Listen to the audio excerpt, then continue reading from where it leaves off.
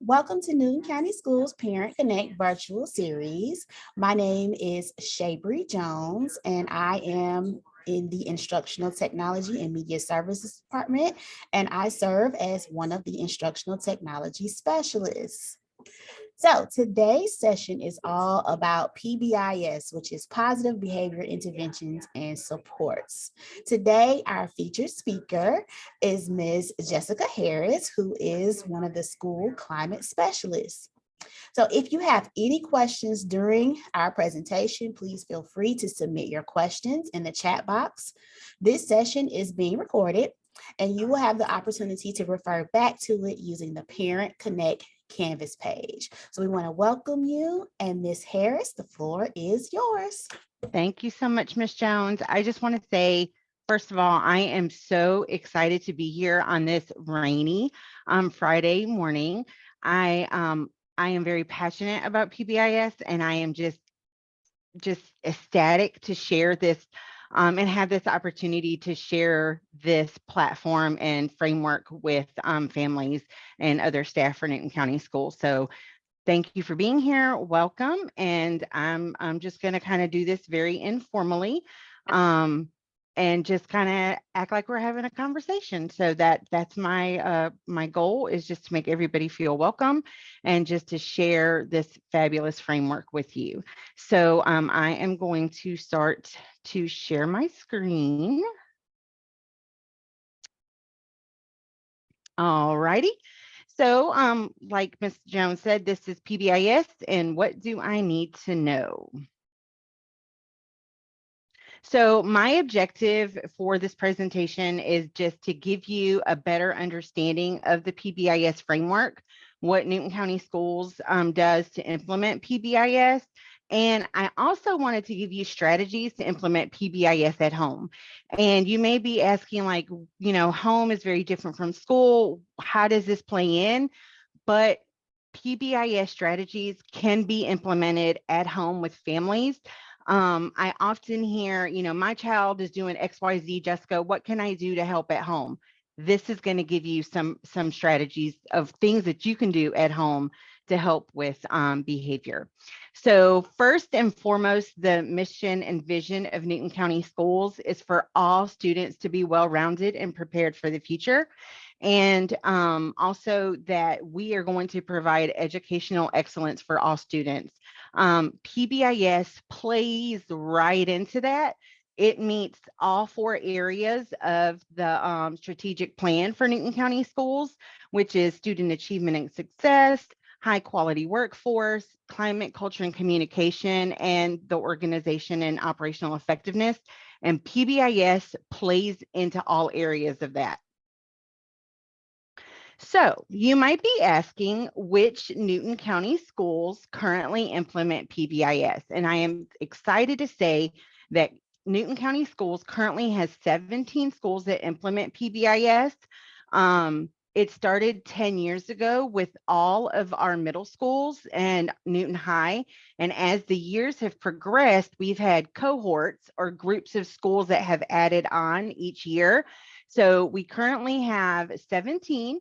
And next year, Herd Mixon Elementary will be added to that. So we have Fairview, Liberty, Livingston, Mainstay Academy, Porterdale Elementary, West Newton Elementary, Clements, Flint Hill Elementary, Live Oak, Middle Ridge, Alcovey, Newton High, Indian Creek, Cousins, South Salem, Veterans, Rocky Plains, and the theme school actually went through training this year. So this year, the theme school has just started implementing PBIS, and their PBIS implementation really rolled out second semester.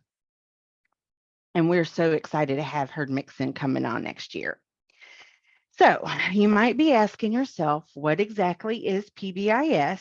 Some people do refer to it as PBIS. So if you hear your students come home and they mention PBIS, PBIS, they talk about PBIS rewards, this all goes into it.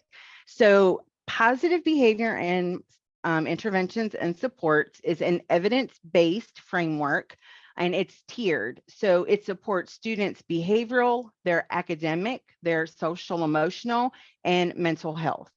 So when implemented correctly, PBIS improves their social emotional skills, academic success, school climate, and it also improves teacher health and well-being. So PBIS has it's a tiered framework. So all students, if they're in a PBIS school, receive PBIS supports. So everybody gets it. However, that tier one is not going to meet every student's needs because we all know our students, they develop differently and they don't all develop at the same time. So we're going to have some students who require a little bit more support. So with PBIS, it's tiered. So everybody gets that in the green. Everybody gets that. And then some students are going to require a little bit more support. And so they may utilize a check-in, check-out, which is like a teacher mentoring, where they check in with the teacher in the morning, they go along their day, they check in at the end of every class period, and then they check in with their mentor at the end of the day. So some students may require that. And then some students may require even more supports. So then you have a tier 3 of PBIS supports, and that's a little bit more intensive to meet those students' needs. So PBIS is tiered. PBIS is really important because it creates a positive, predictable, equitable, and safe learning environment for all students to thrive. So I think that's why I'm so passionate about PBIS, because I want all students to have a great educational experience in Newton County schools. And this provides that structure. Kids thrive on structure, and PBIS provides it because it allows the kids to know exactly what is expected of them. So you may be asking yourself, why does Newton County Schools implement PBIS? And the fact of the matter is that it works. So PBIS has been in place. This is nothing new. It's been researched for over 20 years. It is international. PBIS is implemented in schools all over the world, and in the country, over 24,000 schools are implementing PBIS. And the reason why is because it actually impacts almost every aspect of a child's educational experience. It improves student outcomes. So when students are in the classroom and students are thriving, they're learning. So it increases academic performance.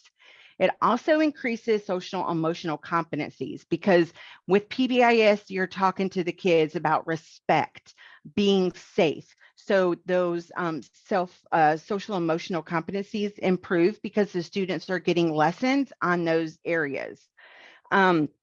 Students with disabilities, their social and academic outcomes improve. So we see a reduction in bullying behavior, and we also see a decreased rate of student reported drug and alcohol abuse. And so on this graphic, there's also the research studies that show that has been the case when research has been conducted. So it reduces exclusionary discipline. So when I say exclusionary discipline, I'm talking about ISS, OSS expulsions, students not being in the classroom. That's exclusionary. So when PBIS is implemented with fidelity, you're going to see a decrease in office discipline referrals. You're going to see a decrease in suspensions, and you're going to see a decrease in restraints and seclusions. So that's one of the areas I really focus on and look at is student discipline. So with teachers and staff, when PBIS is implemented with fidelity, you're going to see a perception of teacher efficacy. So teacher efficacy is they have a plan, that they have a goal that they've set out to accomplish. So with PBIS, that goal is more readily accomplished. So teacher effectiveness and efficacy increased. You're also going to see an increase in school organizational health and school climate. So oftentimes, when I say my position as a school climate specialist, they're like, oh, so when my child comes home and tells me that the classroom is too cold, you can fix that for them. And I'm like, no, no, no. School climate is not dealing with the actual temperature of the school. It's dealing with the feeling that people get when they come and they work in that school, when the kids are there at the school, that's what school climate is dealing with, whether you have a positive school climate or a negative school climate. So for us, I feel just so privileged to have the position that I have, because I get to help schools be a more positive place for students and staff. You also see an increased perception of school safety. And I know I have students in the school system, and you think about, is my child safe when they go to school? Well, PBIS helps with that, because when a student feels like they are part of a community and they're part of that school, they're less likely to do something to harm that school or harm anyone there. So it also plays into school safety. So PBIS it impacts a lot of the school environment when you look at it. So PBIS has 5 key kind of main elements. They are equity, systems, data, practices, and outcomes.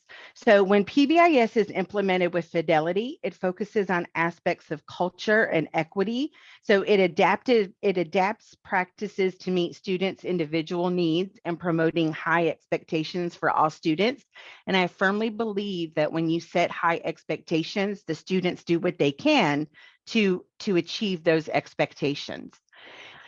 PBIS also really deals with systems. So systems are put in place to see all of this work happening. So you have monthly team meetings, you have you may have student input, you'll have faculty that kind of encompasses all areas of the school. So you have a team of the administrator, counselors, some teams have the school social worker on them, special education teachers, people who have experience with dealing with negative behaviors. It's just a team teacher. So you're, a science, social studies. It's a team that really looks at the whole workings of the school. You also have trainings and coaching and other supports for educators. So you have systems. Then PBIS is data driven. So PBIS focuses on data. We're looking at discipline data. We're looking at, why are kids being suspended? What behaviors are causing students to get office discipline referrals? What is our attendance looking like? How are our kids making achievement goals? So PBIS looks at all of those areas of the school. It also looks at the practices. So school and classroom practices are implemented to support students that create a positive school climate. So I'm so excited to say that all of our PBIS teams, with the exception of the theme school, because they just started implementation, have gone through the State Department classroom systems training. And so with that, we really looked at what systems need to be in place in a classroom for kids to be effective. So you're looking at the classroom environment. What's on the wall? How is the ambiance of this stuff? Is it too crowded? Can kids not easily move from one place to the next?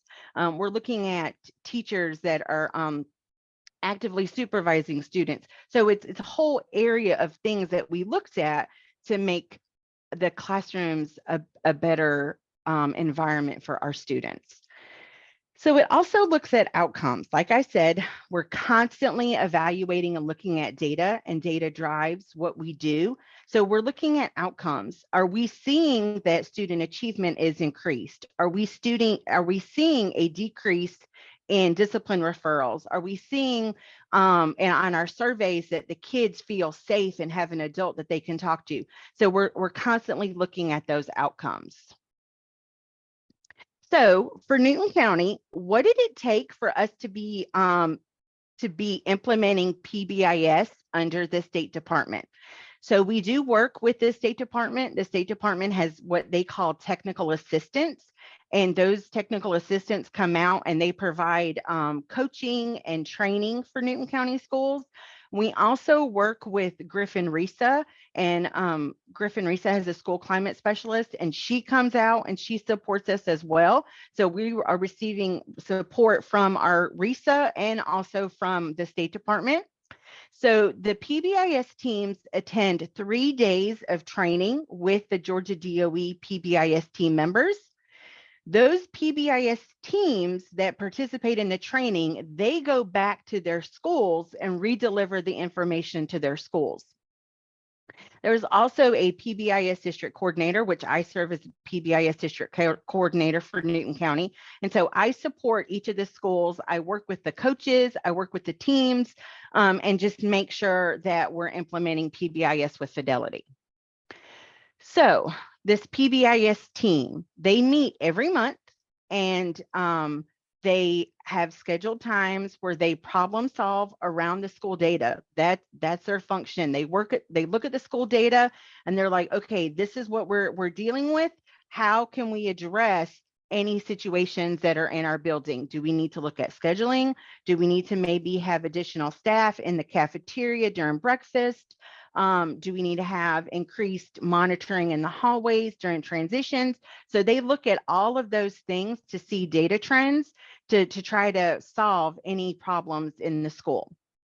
The team is also led by a PBIS coach, and that coach works with me in the State Department and kind of act as a liaison. So when I'm like, hey, what's going on at Clements in regards to this, I go to that PBIS coach, and it just makes things a lot easier that there's one contact person per school. So when a school goes through training, they, with feedback from their stakeholders, their teachers, typically they create 3 to 5 positively stated school-wide expectations. So if your student is at one of those schools that I listed, you may hear them talk about being safe or being respectful, being responsible. Those school-wide expectations are constantly talked about. Those expectations are explicitly taught to students. So the students, they get to see, what does it mean to be respectful? Because what respectful means for me and what respectful means for another person might be 2 different things. So what are examples of showing respect? What are some examples of not showing respect? So the kids are explicitly taught the expectations. And then to go along with that, they're acknowledged when they perform the school-wide expectations. So the majority of our schools utilize a program called PBIS Rewards. And PBIS Rewards is a digital platform where the teachers are able to acknowledge the students. They receive points. Some schools call them SOAR points. Some schools call them Cardinal Cash. Some schools call them PBIS points, but they're given points and the kids are able to utilize those points for other positive acknowledgement. So some schools have dances, some schools have glow parties, some teachers have different stores in their rooms that the kids can utilize for positive reinforcement. So they have that acknowledgement system that goes along with it. There's also an evaluation piece. So throughout the school year, the PBIS teams and PBIS staff in the building, all staff, participate in different evaluation pieces. So one of the main ones is something that the team does, and it's where they have all of the critical features of PBIS and they check whether or not it's in place, whether it's partially in place, or whether it's not in place. And then they action plan based on their ranking so that those things can be put in place. We also have walkthroughs. So myself and other district level staff, we go around to each of the PBIS schools twice a year and we ask teacher questions. We ask student questions. We go and make sure there's a classroom matrix. We go and make sure there's a school-wide matrix. We ask the kids, what are the school-wide expectations? Have you been acknowledged? When was the last time you were acknowledged? So we ask kids questions to make sure that it's being implemented with fidelity. So the school staff also participate in a survey, and that survey just kind of helps us gauge the staff's perception on PBIS implementation in their school. And we can see areas where the staff says, hey, we don't think this is in place. And we can make adjustments to our implementation. We can also say where they're They think something's really important, and it's like, ooh, this area is really, really important to our staff. We need to make sure that we're addressing that in our implementation of PBIS. So I included this quote here. It says, the goal of positive behavior support is not perfect children. Rather, the goal should be creating the perfect environment for enhancing their growth. So with PBIS, it's proactive. We want to help or fix any situation before it even happens. So we're really looking at how can we prevent negative behaviors in our classroom? How can we promote our students feeling safe in our buildings? So I included this because I like to say there's no such thing as perfect this side of heaven. And we know that all children, all people, there's times where we make mistakes, but it's like, what can we put in place to help our students? So PBIS in our schools. This is the fun part of my job. I love being able to go around and seeing all the great things going on in our buildings. So this is just a sampling of some of the things that our students have participated in around the district. So here I have Live Oak. At the beginning of the year, they did a PBIS parade where the teachers had explicitly taught the expectations to the students. They did activities throughout the week to really promote PBIS and let the kids know what is PBIS about at Live Oak Elementary. And so the kids participated in a PBIS parade. Mainstay Academy, they did a raffle. So this is utilizing the PBIS rewards platform where the students had gone in and they had used some of their points to participate, and they got prizes if they were selected on the raffle. At Christmas, Livingston did a celebration where students were able to participate in a gingerbread house competition. So here you can see a group of hands, and these students are diligently working on creating gingerbread houses so that they could try to win the competition. At the theme school, at the beginning of the semester, they had a PBIS pep rally where they had a dance off and had various mascots from around the county participating in this dance off. So during the pep rally, they also talked about PBIS. They talked about the school-wide expectations. They did somewhat of a Jeopardy game where the kids were able to say, if this was a expected behavior or not. So a lot of the schools are doing lots of different things with the implementation of PBIS.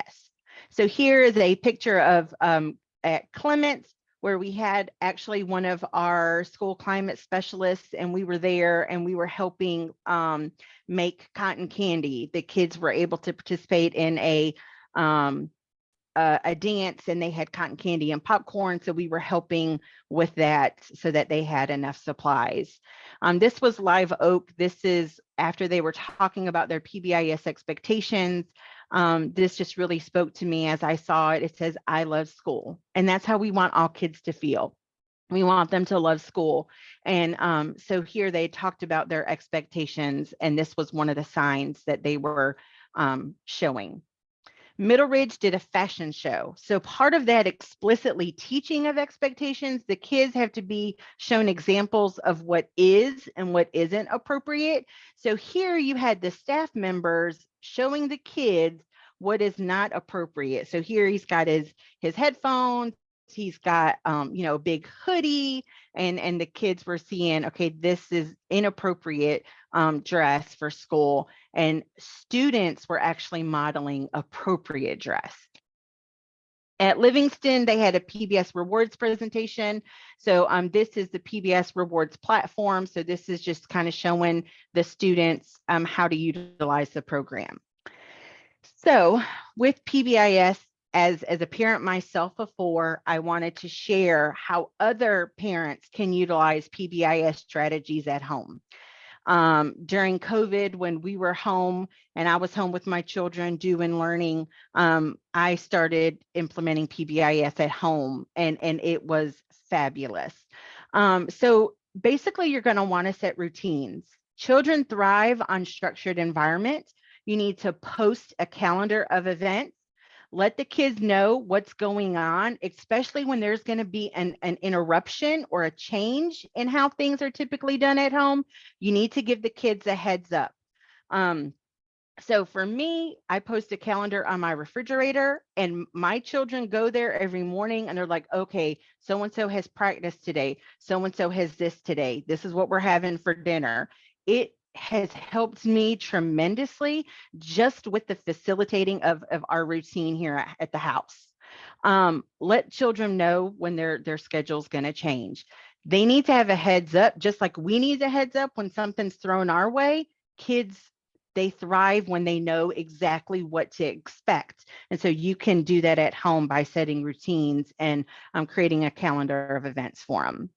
Set up home expectations. So create a behavior matrix outlining expected behaviors.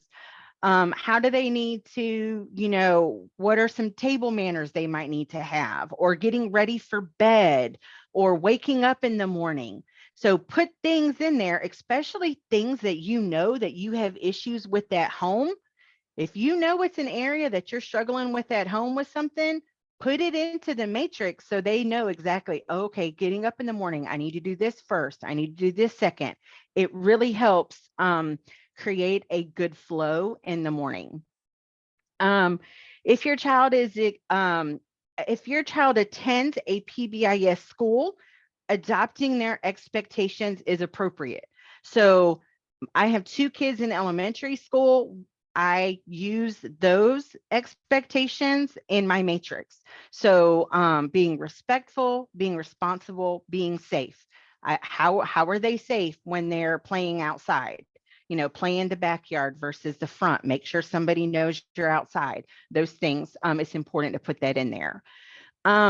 Having conversations at home, just like they would have at school, is important. Put yourself in the teacher role. No, it's not going to be exactly the same because they're at home versus at school. But sometimes when they're having issues with a school behavior, you can enforce that at home. So my 4 babies, I just love them so much. I have a one that was in kindergarten last year, and I got a teacher note. He was running in the hallway. I was like, Griff, why are you running in the hallway? He was like, Mom, I was just trying to keep up, and they were behind because I was coming from the cafeteria, so I ran up. I was like, all right, buddy. So why is it important that you don't run in school? What's the expectation? So we went through it. We talked about being safe. You could fall and you can hurt yourself if you're running in the hallway. So we practiced at home walking in the hallway. I have a front foyer. We walked back and forth. We did it together. He has never had an issue with running in the hallway again. And had I not been in this in the position I'm in to know how important it is to provide examples and non-examples, I probably would not have handled that situation the same way. But it was really important. You can take those same things from school and have a mini lesson at home in an area that your child is having some concerns with that school. So making sure that you model it, making sure that you provide examples and non-examples. Kids need to see what it is not. So if yelling is not being respectful, you need to have that conversation with them. You also need to acknowledge your student. So provide specific praise when your child meets the expectations. So I got to be a pro at this when I was in the classroom. It didn't cost me anything. You get what you pay attention to. If you're paying attention to negative things, you're going to see negative behaviors in your students. So really focus on the positive. So anytime I get a positive note, I ask, what were you doing? How did you respond when the teacher gave you that assignment? Griff, I really like how you did, your teacher said you were following directions. I really like that, buddy. So really, praising your students is really, really important. and also using positive reinforcers that your child finds valuable. So when I started implementing PBIS at home, when we were doing virtual learning, I had to ask my children, what are things that you want to work for? Because if I think they want to work for candy, but candy is not motivating to them, then I could go out and buy candy, but that's not what they want. So they're not going to work for it. So making sure you find out what they want to work for is important. Correcting behavior. So when they do negative behaviors, because it's going to happen, make sure that you're specific in correcting them, restate what you want to see, and provide them opportunities to practice. Then, as soon as you see it, give them positive acknowledgement. Griffin, I really like how you were playing in the back of the yard and how you told me that you were going outside. Thank you so much. So it's quick, it's sweet, it's really short. So here's an example of a home matrix. So getting ready in the morning, riding in the car, doing your chores, and just following school-wide expectations if your student is attending one of those PBIS schools in our district. And there's also on the Canvas page, blank examples so that you can put your own information in there and utilize the template on the Canvas page. There's also some other information on the Canvas page just to give you like PBIS strategies on how you can implement it at home. So again, I'm Jessica Harris. I'm the PBIS District Coordinator. I have loved the opportunity to be with you today. Here is my email address. Please do not hesitate to reach out to me if you have any questions.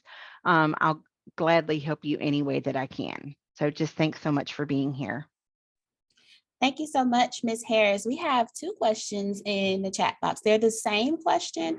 We Okay. have two parents that want to know, how can we get PBIS at our school? And how can we ensure success for all students? Okay, so one of the ways that you can get PBIS in your building is talk to your administrators and let them know that you're really interested in PBIS and you think it would be something that would benefit all students and staff in the building. That's going to be one of the best things that you could do, is really reach out to the school and talk to the teachers and the administrators and let them know that you're interested in getting more information on that. And ensuring that all students are successful.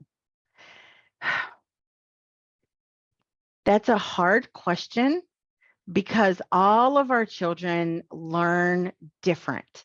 All of them learn, they just don't all learn and all grow at the same rate. And what all students need to be successful isn't the same. So without having background knowledge on that, one of the best ways I feel that parents can help with their students' success is being involved. When you're getting notes, reach out to the teacher. Ask the teacher, what changes are you seeing? Because this is what I'm seeing. And my biggest testimony is my own children and what I've done as a parent with them. And, you know, when I got, actually, I'm dealing with this. I'm totally transparent. What you see is what you get. I'm dealing with this with my first grader right now. He's struggling with paying attention. So yesterday I got a note in his agenda and we're in the car and we're you know, the first thing he said was, "Mommy, I didn't get a good note today." And I'm like, "Buddy, what happened?" And he was like, you know, "Read the note, Mom. She's going to tell you." So I read the note and I'm like, "Well, buddy, she says you weren't paying attention and your work is getting stacked up." I was like, "What are you doing when you're supposed to be doing work?" And he was like, "Well, I'm not paying attention." I was like, "Okay, but what are you doing?" I was like, "Are you playing with your pencil? Are you playing with the papers? Are you playing with your clothes? What are you doing?" And he was like, "Mom, I'm looking out the window." I said, "Oh, okay." So I'm having a meeting with the teacher, and that's one of the things I'm going to ask her was, has his seat changed? Because we haven't had this issue earlier in the year. Did his seat recently changed and now he has the opportunity to look out the window that he didn't have before? So I think really being involved and really asking your kids questions, asking them what they need is really, really important. Awesome. Do we have any other questions? Okay, here's a question, Ms. Mhm. Harris. What if we notice that a school designated as as using PBIS are failing to execute the principles? Okay. So one of the things is you can do is reach out to me. Another thing, and here's my email. Please, I truly am here to help. I have tools in my toolbox and I like to share. Um, Reach out to me, reach out to the school, possibly find out who the PBIS coach is, because each schools have PBIS coaches. Possibly talk to the administrator and say, hey, I have a concern about this. What can we do? And I think that is one of the best and easiest ways to approach that.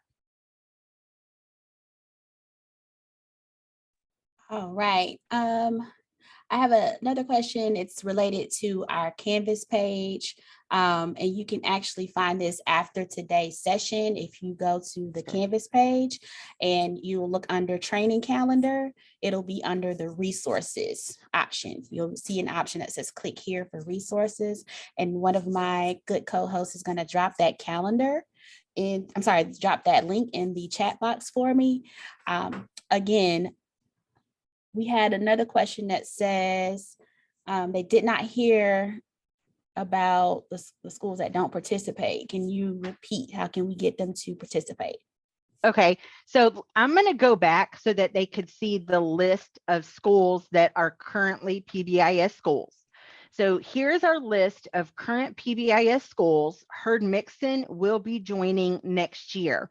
Now, like I said, that training takes 3 days and the State Department doesn't do it all at the same time. So it's not like Monday, Tuesday, Wednesday. It's we meet, they have several weeks to go back and implement the key features that we've discussed.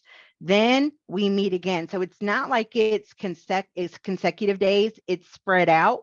And that's so that our schools are implementing it the right way. So if your school is not currently on this list, one of the things that you could do is reach out to administrators, let them know that you're interested in having PBIS in their building. Reach out to myself. And really talk to the administrators and have a conversation and say, hey, I think this might be good for our school. I think our students and our staff might benefit. And I think that's the best way to approach it.